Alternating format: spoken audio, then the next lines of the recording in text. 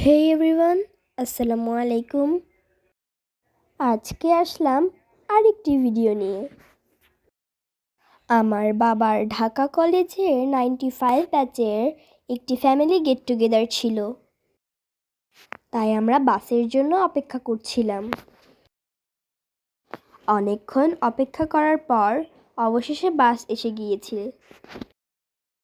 এরপর সবাই আমরা বাসে উঠলাম।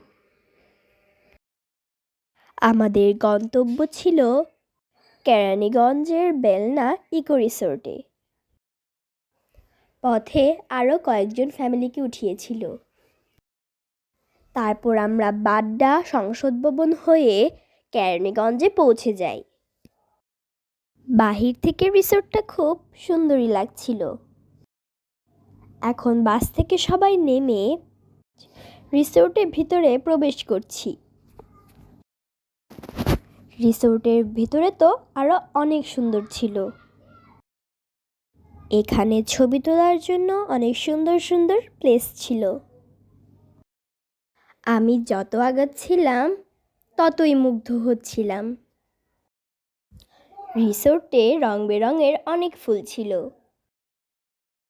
জায়গাটা আমার কাছে অনেক ভালো লেগেছে। এখানে আলাদা একটি রেস্টুরেন্ট ছিল।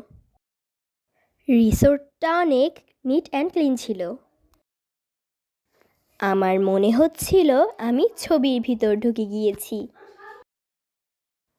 এখানে বড় একটা অ্যাকোরিয়াম ছিল। অ্যাকোরিয়ামে অনেক ধরনের মাছ ছিল। সামনেই ছিল কিডস জোন। এখানে অনেক ধরনের রাইডস ছিল। সামনে আগাতে আগাতে দেখলাম মুরগির খামার। এখানে অনেক প্রজাতির মুরগি ছিল। এখানে ছিল বড় একটা পাখির খাঁচা। এখানে অনেক ধরনের পাখি ছিল। আর দেখেন, এখানে কবুতরও ছিল। এখানে যে বিভিন্ন প্রজাতির মুরগি ছিল, এগুলো আমি আগে কখনোই দেখিনি।